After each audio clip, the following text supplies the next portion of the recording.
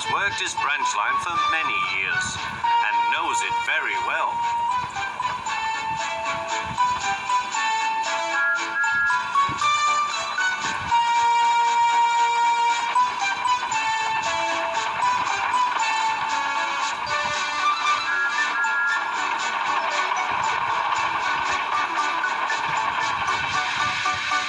You know just where to stop, Thomas, laughed his driver.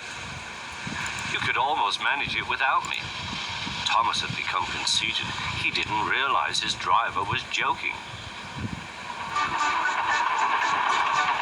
Later, he boasted to the others. Driver says I don't need him now. Don't be so daft, snorted Percy. I'd never go without my driver, said Toby earnestly. I'd be frightened. Huh, boasted Thomas. I'm not scared. You'd never dare. I would then. You'll see. The next morning, the firelighter came. Thomas drowsed comfortably as the warmth spread through his boiler. Percy and Toby were still asleep. Thomas suddenly remembered. Silly stick in the muds, he chuckled. I'll show them. Driver said I could manage without him. I'll just go out.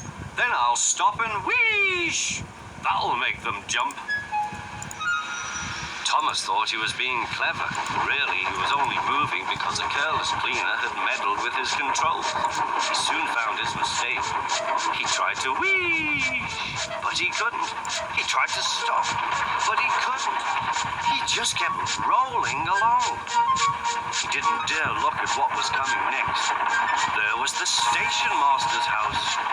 The station master was about to have breakfast. Horrors! Cried Thomas and shut his eyes. The house rocked. Broken glass tinkled. Plaster was everywhere. Thomas had collected a bush on his travels. He peered into the room through its leaves. He couldn't speak. The station master was furious. His wife picked up her plate. You miserable engine, she scolded. Just look what you've done to our breakfast. Now I shall have to cook some more. She banged the door. More plaster fell. This time it fell on Thomas. Thomas felt depressed. Workmen propped up the house with strong poles and laid rails through the garden. Meanwhile, Donald and Douglas arrived.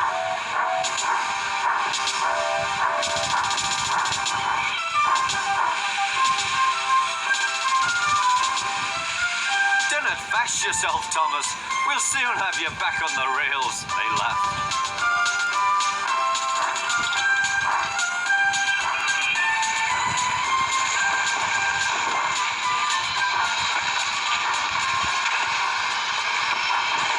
Donald and Douglas, puffing hard, managed to haul Thomas back to safety.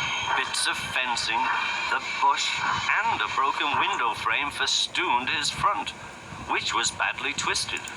The twins laughed and left him. Thomas was in disgrace.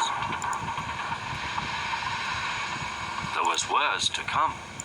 You are a very naughty engine.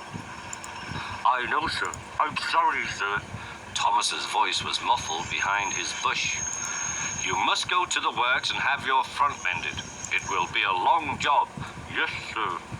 Meanwhile, a diesel rail car will do your work. A diesel, sir? Thomas spluttered. Yes, Thomas. Diesels always stay in their sheds till they are wanted.